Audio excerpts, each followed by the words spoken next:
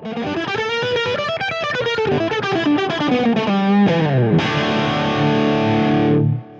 this is fair warning. If you're looking for a video with a lot of playing in it, this won't be it.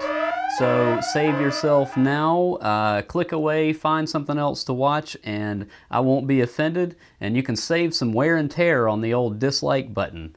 But if you are interested in the equipment that I use for recording videos for guitar instruction or guitar demos and things of that nature, and maybe even a few tips on how you can do that with or without that gear and improve some of the things that you do, then just stick around, and I commend you for your bravery and I thank you for your patience. I'm doing a little bit of an addendum to a video that I did a couple of months ago where I was just walking around in here talking about my workspace and showing just some of the things I use and how things are set up, some of the guitars and amps and whatnot. But recently, a few people have asked me what camera I use. And also I get some questions sometimes about lighting and stuff like that for guitar instructional videos and some of that kind of stuff. So I do a lot of that kind of thing in this room, guitar instruction videos, and I've done a number of guitar equipment demo videos in here too. And there's a few things to consider. It's not just about the camera. It's also about your audio setup and just some attention to detail. So I'll address those things in this video briefly, just to give you an idea of what I'm using and how I get that stuff done. And hopefully it'll help you if you're planning to try and make some videos and improve, maybe more than just having slapping a phone up on the music stand and giving it a go. So first off, I'm going to take an old camera and switch out from the camera that I'm shooting on right now, because the camera that's shooting me right now is actually the camera that I want to show, so I wanted to show that one in the frame. So I'm going to switch to this Canon. It's an older Canon camera that I used for years. And I'm going to do that right now. All right, so this is the Panasonic Lumix GH5 that I've been using for the last 6 months or so. And to the point of this video, it's really a camera that I bought and chose primarily because of its video capabilities. It is a hybrid camera, and I use it for stills photography as well. But if I just needed a stills camera, I probably would have chosen something different, and probably a Canon or a Nikon or something like that. But I really needed a combination of good photography and video capability, and this camera, for a hybrid camera, has some of the most awesome video capabilities of any smaller form factor hybrid type camera that's out there. So it's a Micro Four Thirds sensor. That's probably the only real drawback, is the sensor's a little smaller than some of the Canon and Nikon stuff that I would have chosen, or even Sony for that matter. But there's always workarounds. So get a fast lens, and this lens is it's a 12 to 35 f 2.8, and this is what I use for video probably 3 times more than anything else, simply because it's such a useful range of focal length for guitar videos. I hate for things to look warped, like the guitar neck is such, it needs to be straight. And if you have to get the camera too close, you might notice this with phone videos or anything. If you get too close and you move, you see it kind of warp, like it looks kind of like a big rubber band or something. I hate that kind of thing. It doesn't look professional at all to me in a guitar video. So especially if I'm trying to do something that's more for a professional application. So in that case, I want to have a focal length that looks good. So and natural, I guess, would be what I'm saying. So right now, even right now, I'm shooting on a 50 millimeter lens with the older camera. It's a little bit more telephoto than that because of the size of sensor that's on that camera, but it's still pretty even looking. Things don't look like they're out of proportion just because they move around in the frame a little bit. You get that wide angle look out of most phone videos or anything where you get too close. You have to get really close to fill up the frame. So with this, I can set the camera at least 8 feet away from me and have that natural look with, and I usually put this on 35 millimeters. Anywhere from 25 to 35 on this lens at about 8 feet looks really good. And it keeps the guitar neck from looking like it's bending when you move towards or away from the camera just a little bit. Anyway, besides that though, I mean, that's something to consider with any camera that you use to shoot guitar performances with, is just a focal length that looks natural. So if you're using a 35 millimeter camera or something with that equivalent size sensor, then something around a 50 millimeter lens would be really good. And then this sensor is like a 2 times crop factor, meaning it's like just a quadrant of a full frame sensor. So therefore, you have to cut that lens length or focal length in half. So a 25 millimeter would be equivalent to a 50. So so on this, I usually shoot a little bit telephoto just to kind of make it even a little more compressed. So I go to 35 millimeters instead of 25 in this room. This lens, though, I don't think is truly accurate at 35, or truly a 35 when I'm focused in this room where I want to be. I think it's really more like a 32 millimeter. It's approximate, but so really it's about 64, somewhere around the 64 millimeter equivalent to a full frame. But anyway, all that stuff said, the real takeaway there is more importantly than just thinking about what the focal length is and thinking about what camera you're using and the sensor size and all that stuff. It could get complicated to think about it if you're not really used to dealing with that stuff. The main thing is that you need to be able to move the camera away from you just enough so that it doesn't look like things are warping and bending when you move the guitar neck around. Now, another thing about this camera that I really like is has the flip out screen. This is a really super useful feature when you're filming yourself. So that's something to consider if you're looking for something to do to improve your guitar videos with, and you're thinking about using this kind of hybrid camera, is to consider something with a flip out screen.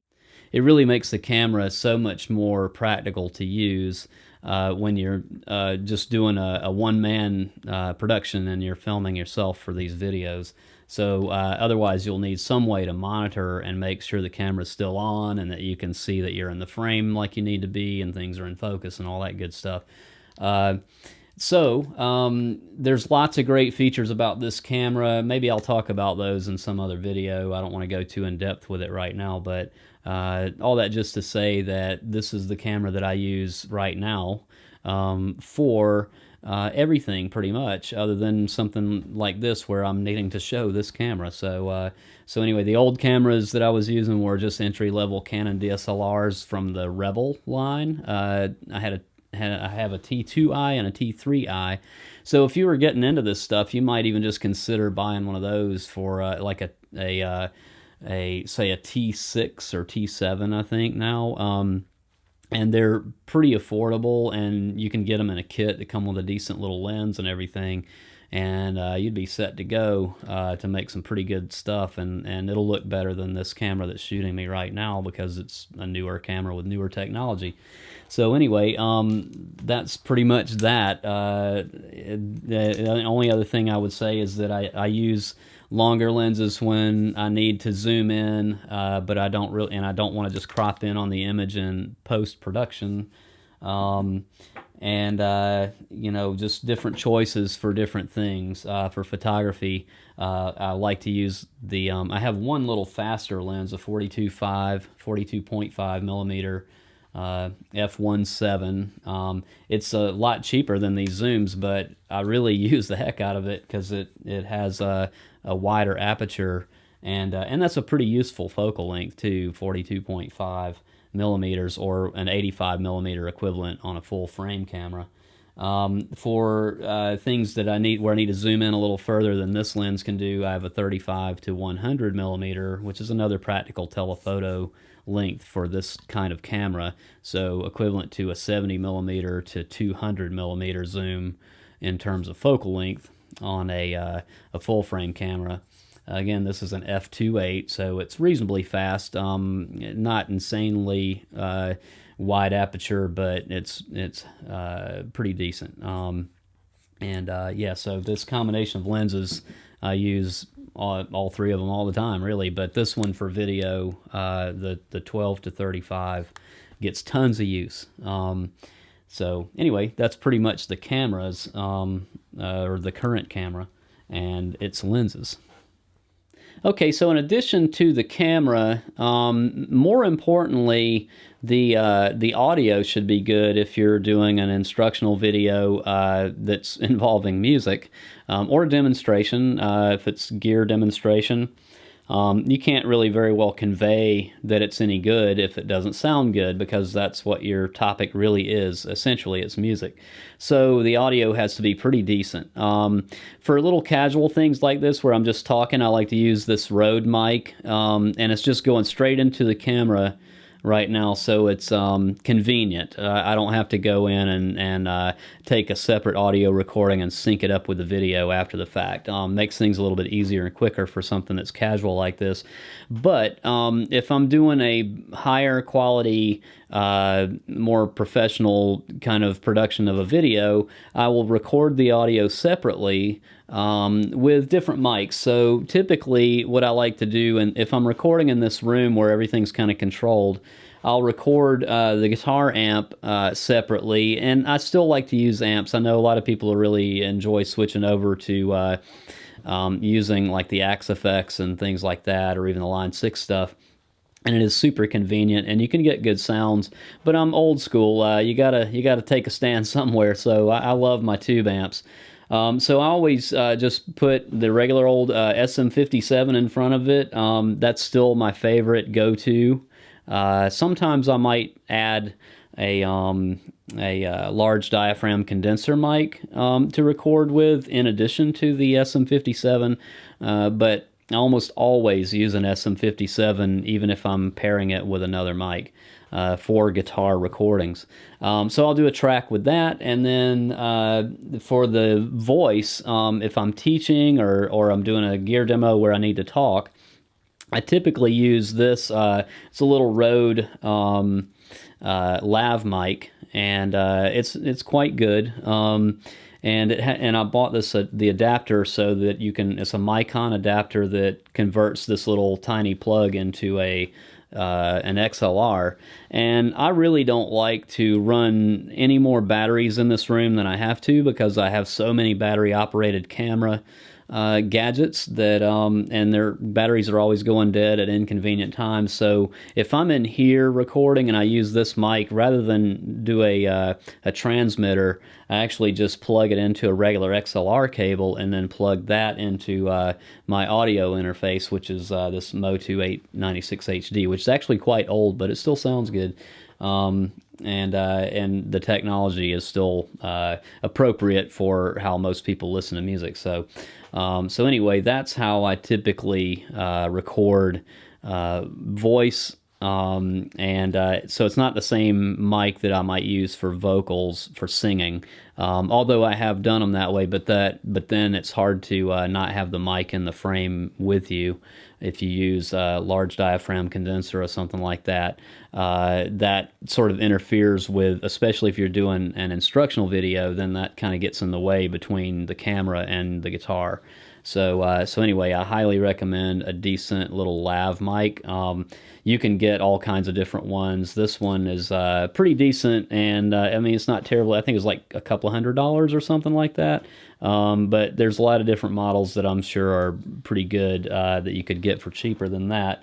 Even if it was something that's like a USB mic that you can just plug right in, and maybe even just plug into your phone to improve the sound on your phone recordings. So definitely consider that. If you're shooting with a phone, you can get decent video if you take time and just look at it and think about what it should look like.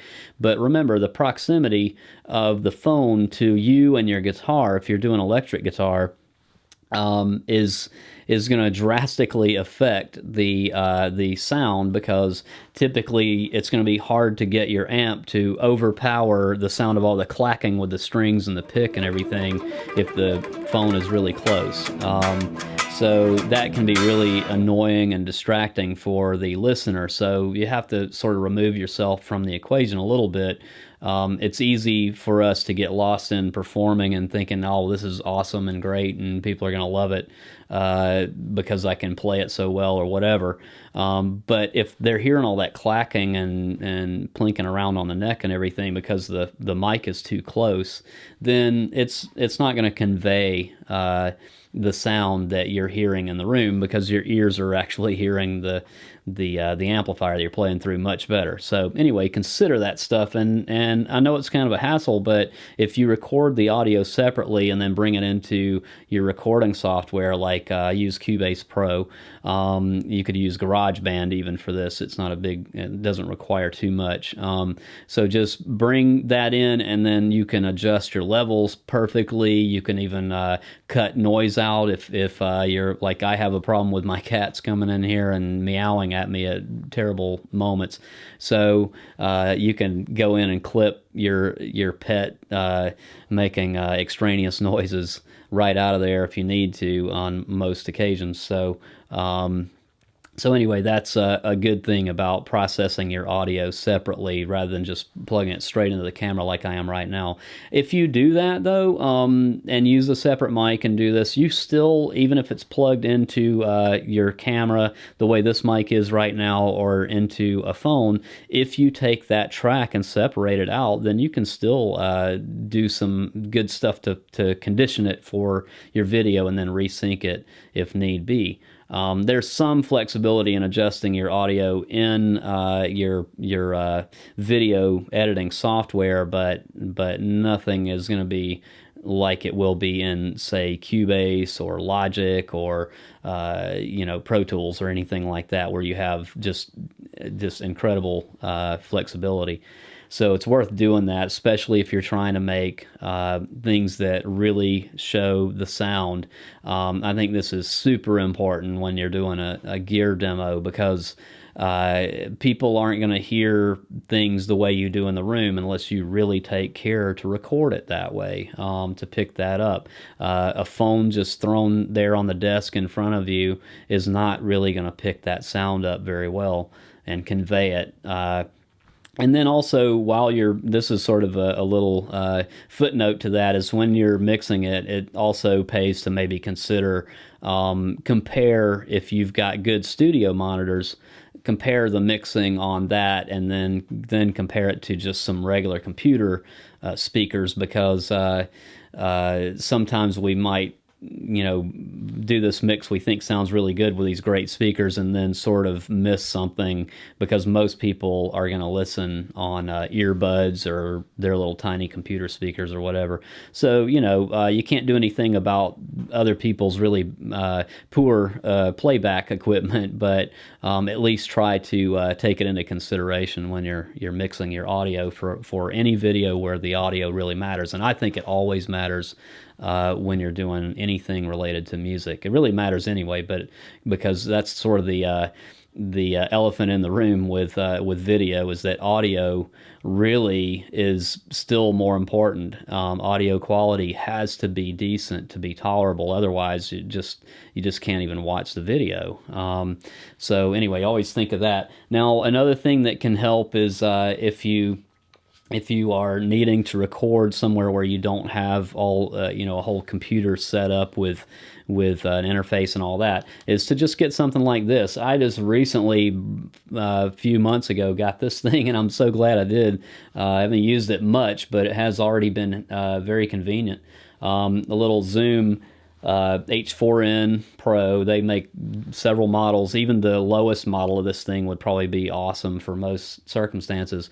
But it has two mic inputs on here, the little jacks for XLR or quarter inch, and then it has 2 built-in mics if you just want to do some ambient recording, which actually is pretty convenient if you're just trying to get some decent quality to go with a video where you're not having to place it too close to the sound source. But if you want to do like I was describing, a video where you want to process the voiceover speaking separately on a separate track from the audio of the guitar or whatever instrument you're playing, this has multi-track capability and two nice little jack inputs there. So that's quite helpful. That sounds like a lot to do, but if you want things to be better, you got to go a little further. So you can get 90% of the way there with just throwing a camera or a phone on a smartphone on a stand and just propping it up and putting it in the right place. But the other 10% will require some investment of time, energy, and possibly money. And it doesn't have to be a lot of money, but it really does need to be a little bit of time and some thought. So those are some of the obvious gadgets that I use and some things that I think about. You can vastly improve your videos even without buying anything if you just have a smartphone, which most people do now, and just think about where you're placing the phone, how you are framed in the image. Are you in such a way that the viewer would be in a natural place to watch it? The thing that I see so much is people just throw the phone somewhere, and it's like sometimes it looks like they put it on the floor, and I see more, 3/4 of the frame is the ceiling, and the other part's up their nose and maybe the bottom of their hand, the back of their hand, and you can't really see anything interesting in it. In that case, it'd be better just to put up an audio track. I mean, it's kind of painful to watch that. Another thing is that sometimes they'll put the camera somewhere and then just have like some light blasting from behind them in such a way that you just see this sort of weird silhouette of a person, and maybe they're barely in the frame, but there's this giant ball of light. So those kind of things, it would take very little thought and no time at all to just not do it that way. You put incredible amounts of time and effort into your playing, learning how to play. You care about your art. You devote your life to it, and you become really good at something, and then you want to present it. Well, if you're going to present it, you need to present it in a way that will be enjoyable. The consumption of this product should be enjoyable. It's entertainment after all. So these things are super important. So don't just, it's like going to a jewelry store and buying a diamond ring and just, presenting it to your to-be fiance or whatever with in a paper sack or something. It's hard to appreciate the beauty of something when the presentation basically sucks. And I did also want to mention lights. Lights, just a little more specifically, lights are super important to making the image quality good because you have to have enough light. Taking video or making videos is the same thing as taking photos in general. The general concept that it's about light. So you don't have to spend an enormous amount of money. Like the lights that I'm using right now are kind of lower end photography video lights. They're a couple of soft boxes with fairly high powered bulbs in them. They didn't cost me too much, $200 or $300 or something like that, and I've used the hell out of them. So they're super handy to have some decent lights. You'll get a lot of mileage out of them, even if you're not excited about buying something like that. It's not nearly as sexy as buying a camera and some cool lenses and buying microphones and things like that. Those things are really, for most of us, kind of fun to get into, and lights seem really boring. But lights are the most important thing. You could make a more difference by just putting the lights in the right place and using your camera, or your phone rather, to shoot the video than you would to just not think at all about lights and use a $2,000 or $3,000 good camera to do it with. So if you're going to care about it, care about the light first. And just like with the audio, you got to care about that first. You got to think about where you're going to place the mics, and try to think about it from the perception of the person that you want to have listen to and watch the video. How they perceive it is ultimately the most important thing. So the audio quality needs to be good. It doesn't need to sound like you hear more of the strings clanking around and the pick clacking on the strings than the actual tone of the amp, unless that's what the video is about, I guess. And the visual aspect of it needs to be, the image quality needs to be good, and the lighting needs to be good so that the image quality can be good. These things add up. They may not seem like the most important thing because the music really is the most important thing, but think about it this way: you're filtering your music through this medium, and if this medium that you filter it through is done in a shoddy way, it will totally make it difficult to enjoy the music that you put so much time and energy into. So anyway, those are some thoughts about that. I will probably try to make some videos where I talk more specifically about some of these things, and some good low budget ways to get started, because that's how I got started with all this. I didn't start with the camera that I'm like what I'm using now, and I didn't start with lights that were designed specifically for video and photography, and I didn't start with much of this stuff. I started with just what I could barely afford at the time, and I just built up from there, and I learned as I went. And it's caring about it that will make the biggest difference. You'll immediately start to make better and better judgments that will just present your music and your videos in a way that can be enjoyed. Okay, so anyway, that's enough rambling on about that. If you have any questions, comments, anything you want to add to that, or if you think it's all stupid, you can say that too. So if you want to see more videos like this, then just click like and subscribe, and I'll see you soon.